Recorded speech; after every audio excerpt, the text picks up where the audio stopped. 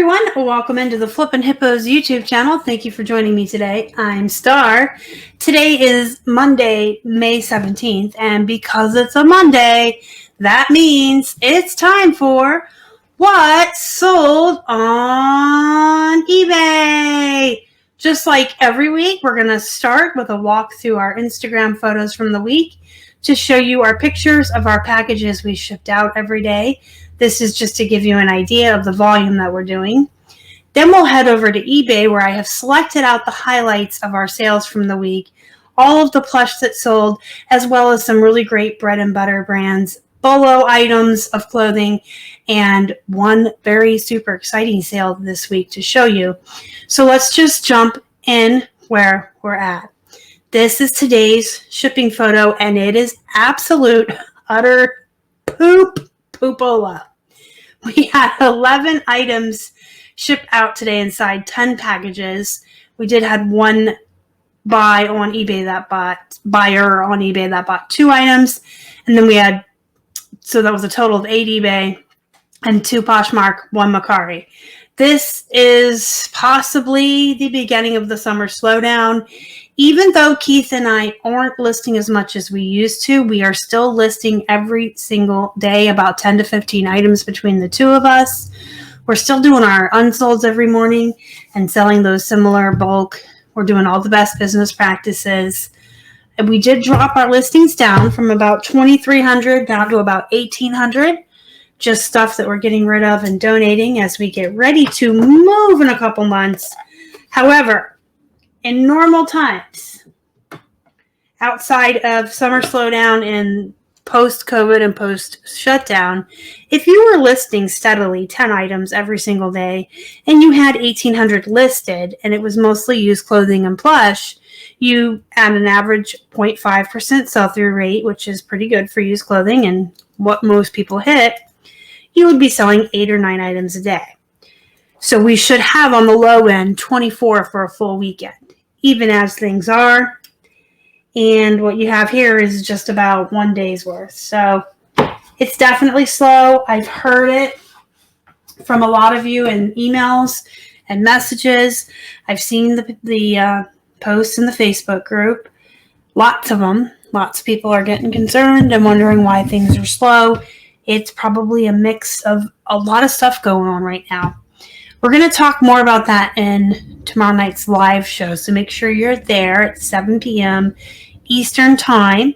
And if you can't catch it live, you can always catch the replay. But we're going to talk about some updates on eBay, why things may be slow, all of the things contributing to it, because it's not just summer slowdown, and what you can do. And then we're going to talk about some rumors and misinformation that's being passed around the community.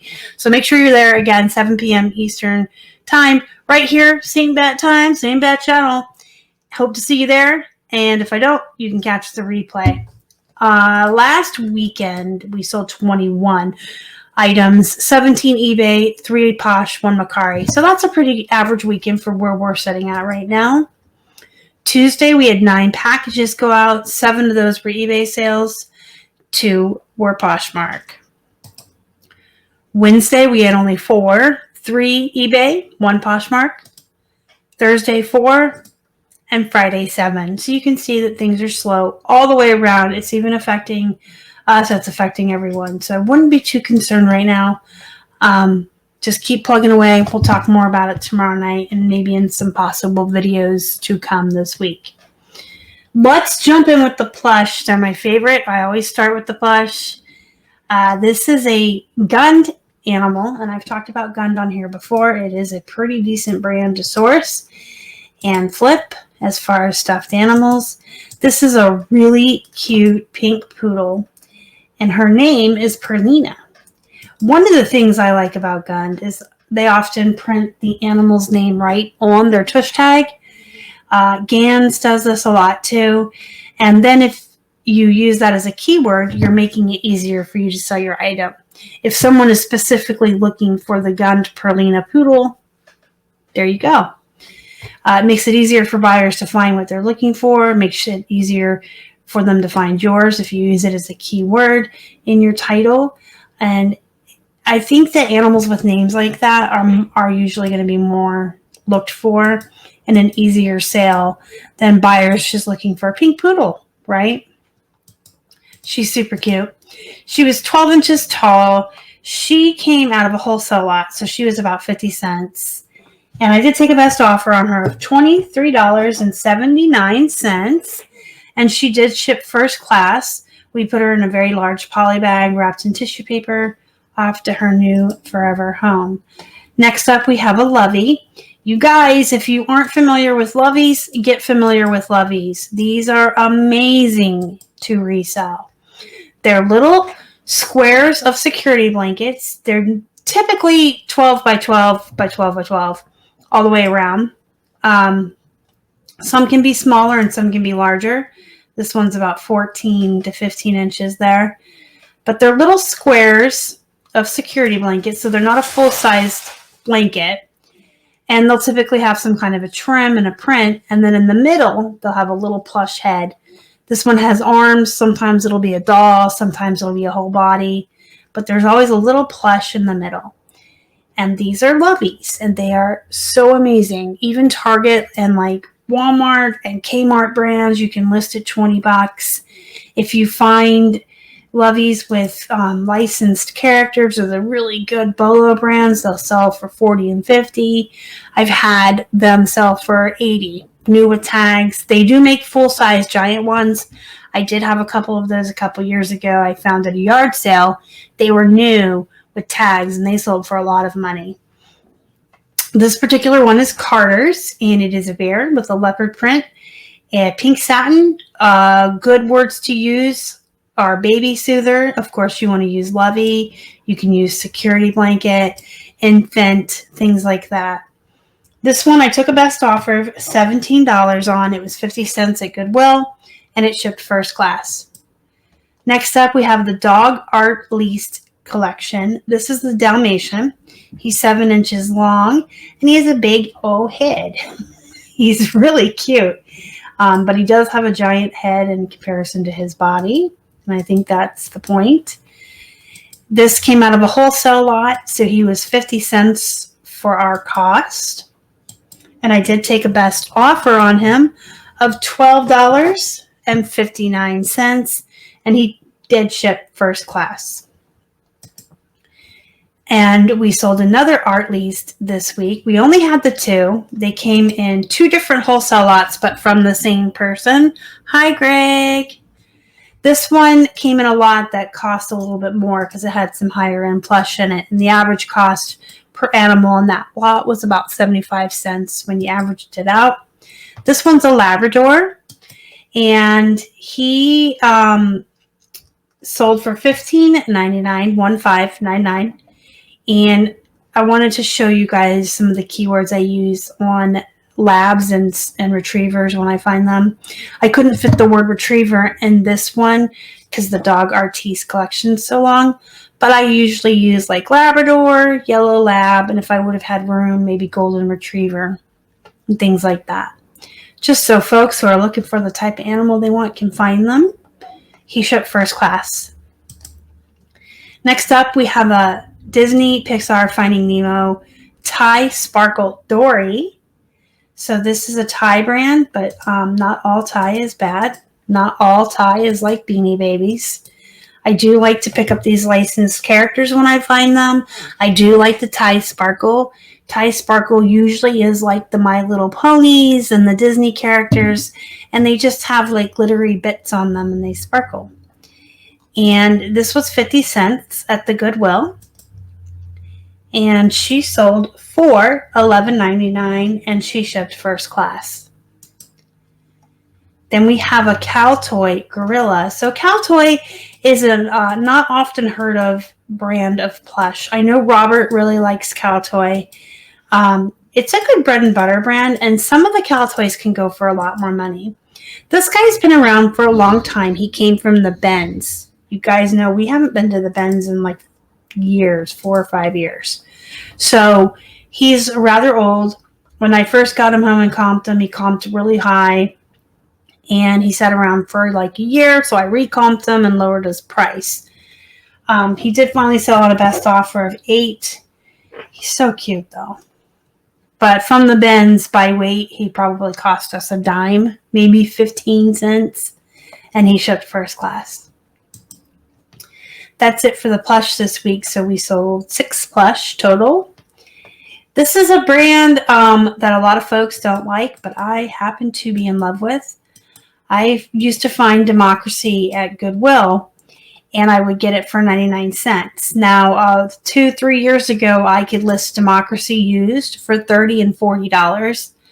No longer can I do that because people like to participate in the race to the bottom, and they like that fast nickel, and then it ends up trashing the entire value of an entire brand.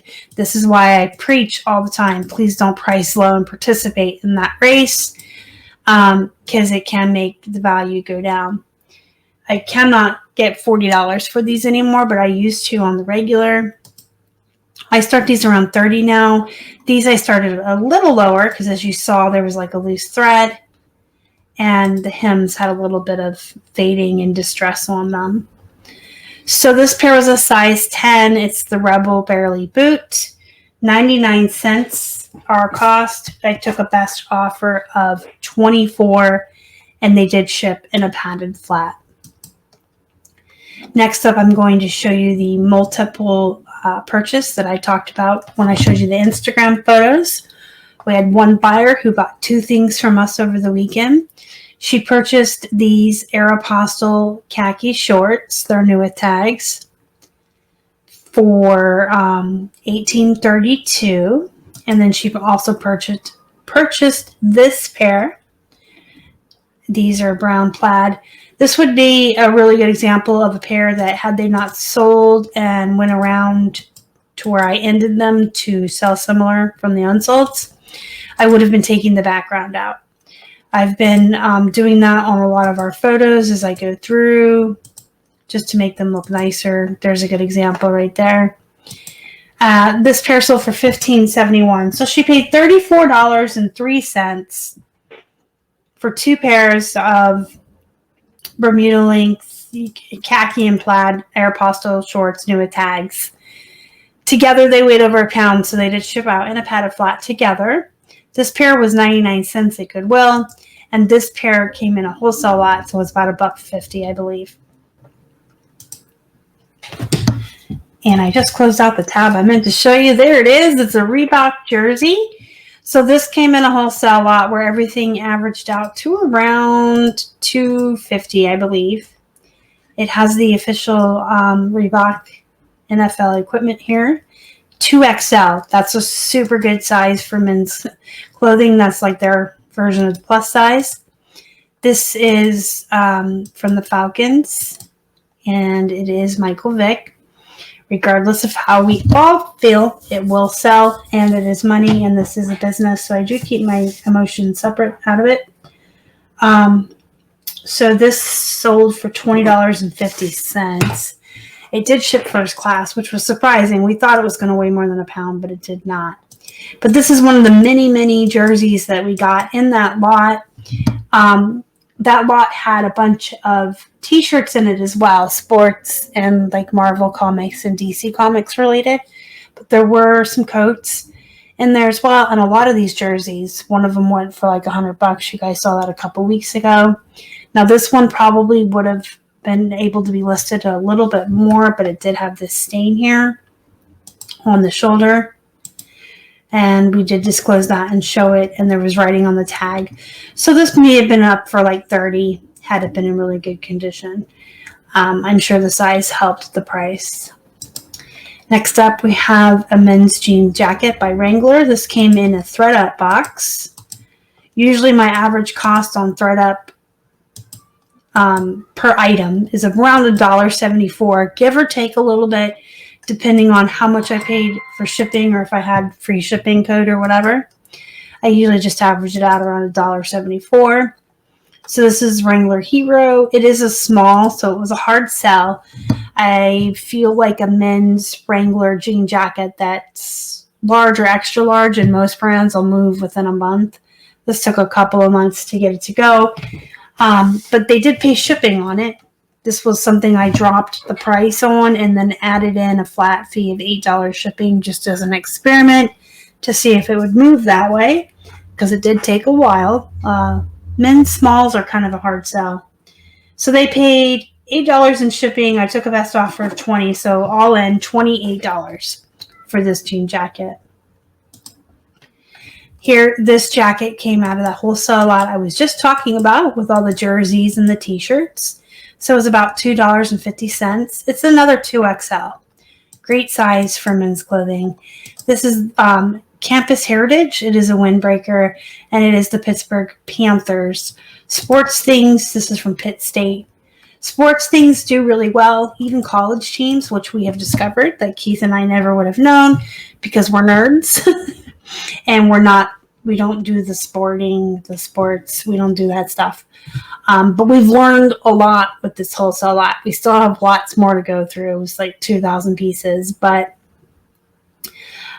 even college teams, especially really popular ones, will do really well for you.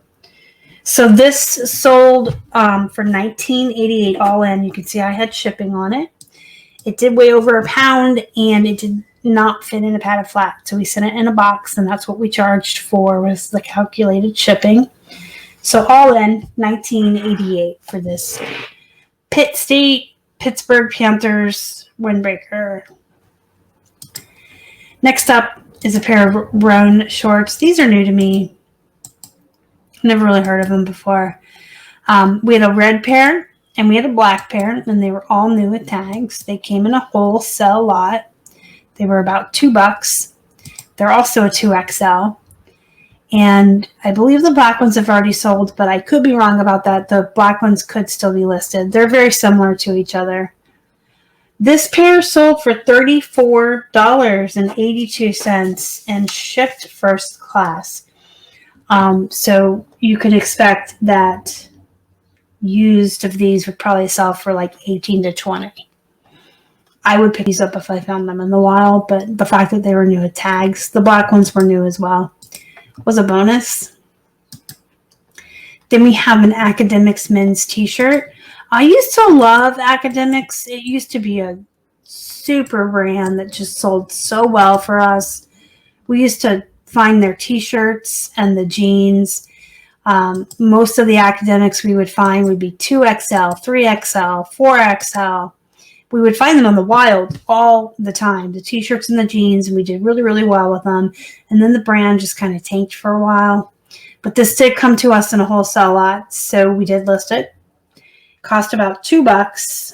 And this is another example of a background that would have been removed by the end of May and replaced with that nice, crisp white background.